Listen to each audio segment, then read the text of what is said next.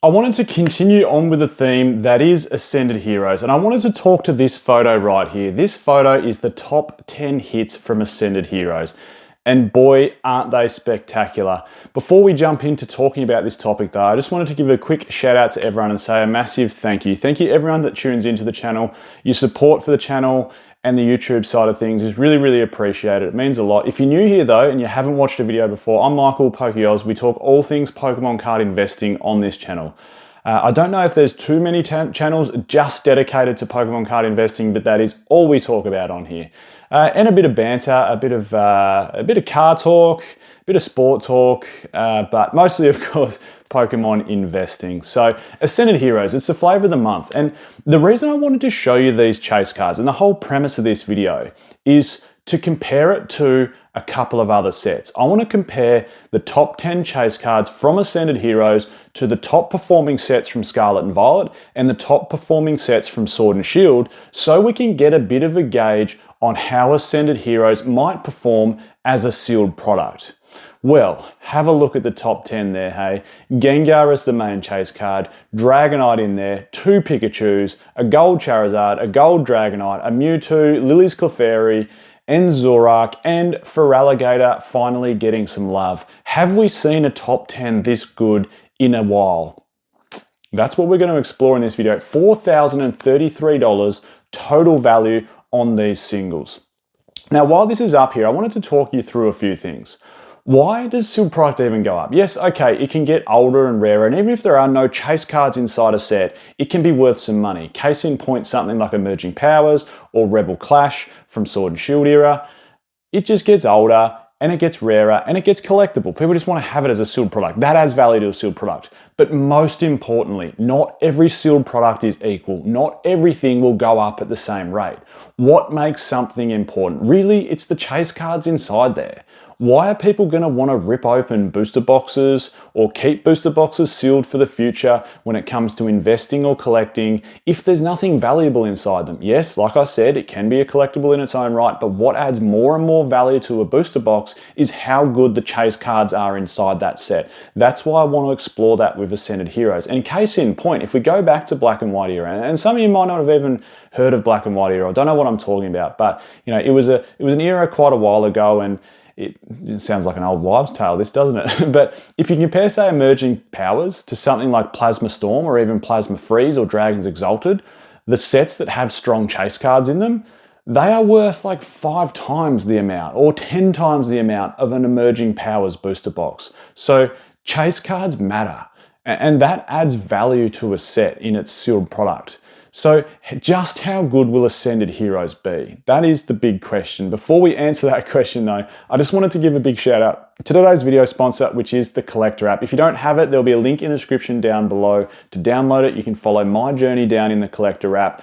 The big one is the data inside this app. I find it so handy. You can put all your sealed and all your singles inside there. You can see how they perform. You can see what the total value is. There's also set analytics for every set, English and Japanese, so you can see how sets are performing. And that's, in summary, I guess what we're talking about in this video is the total set value or the total chase card value. You can see that data, and as a pro user, you can go back in time and see even more data. It's such a good app if you're a collector or an investor. So again, link in the description to download that one. So how does Ascended Heroes perform, or how does it compare to some of the strong performing sets? Because this could give us good insight. If we look back at Scarlet and Violet, I think there's been 3 really good performing sets, or 3 really strong sets from Scarlet and Violet era. One, which is a booster box set, would be Destined Rivals. That's been performing phenomenally well. 2, Prismatic Evolutions, I think, is a standout from that set. And 3, 151. There has been, I guess, overall community sentiment, plus you know, the evidence on paper how these sets have been performing, that they are the best 3 sets from Scarlet and Violet era. I think there's some other strong performers as well, like, you know, Surging Sparks booster boxes I think will go well down the track. Paldea Evolved has proved that their booster boxes will perform quite well, and some of their ancillary products like Elite Trainer boxes, and of course that Pokemon Center Elite Trainer box was a stamped promo. If we go back to a Sword and Shield era, like, what are the best 2 performing sets? It's a bit of a no-brainer. It's Evolving Skies #1 and Fusion Strike #2. So let's start there. Let's compare it to Fusion Strike, the second best set from the whole Sword and Shield era. If we look at it side by side, top 10 chase cards versus top 10 chase cards. That is where the value comes from.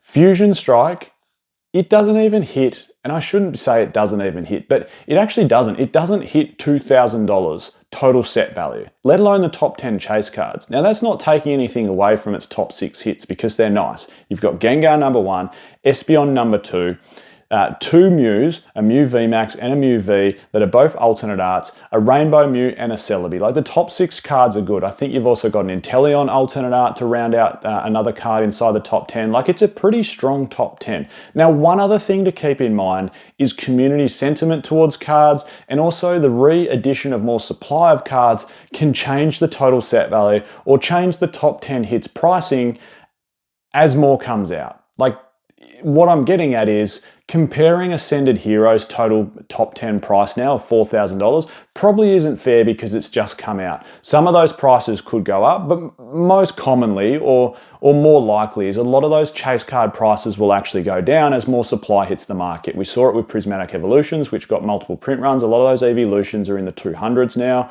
when they held in the 400s and 500s for a long period of time. So what I'm getting at is, yes, they're very expensive at the moment, Ascended Heroes, and some of them could become more expensive. Like that Gengar or Dragonite could go up in price. But the rest of them, you would think most likely that some of them would go down in price a little bit. So in some cases, we're not comparing apples with apples, but if we're just looking at the cards on merit, how good the artwork is, what Pokemon are inside there, I think we could quite clearly say that Ascended Heroes has a stronger top 10 than Fusion Strike. There are some similarities, like I said, Gengar versus Gengar. Now, I don't want to compare it to Evolving Skies just yet. I want to compare it to the 3 Scarlet and Violet era sets. And I wanted to start with Destined Rivals, because Destined Rivals has gone absolutely crazy. And I get it, there's differences there. Destined Rivals is a booster box set.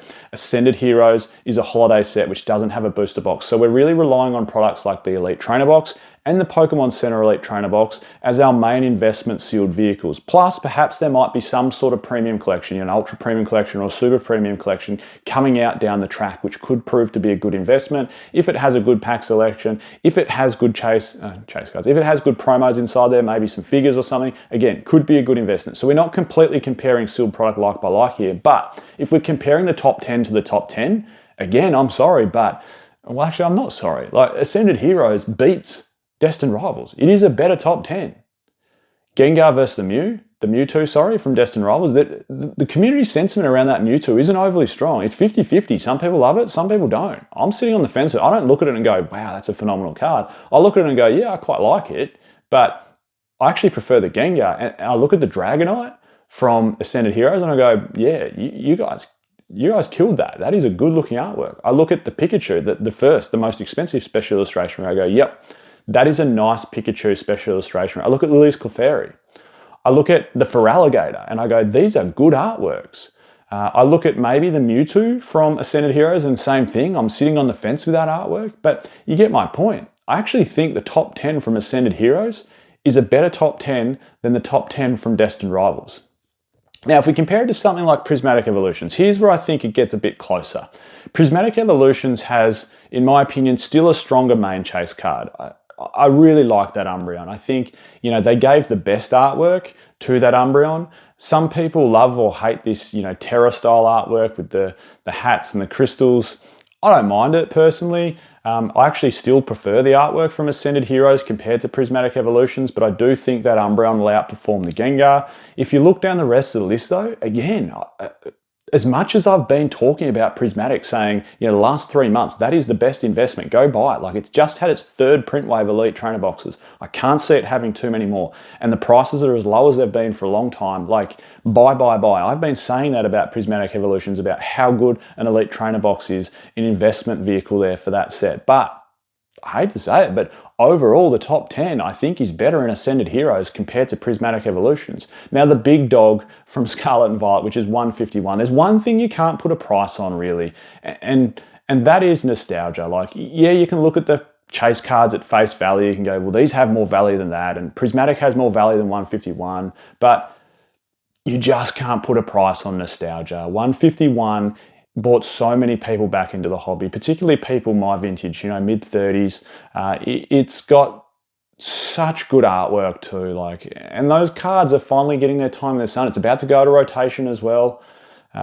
So Again though, on value-wise at the moment, the top 10 inside Ascended Heroes are worth more than the top 10 inside 151.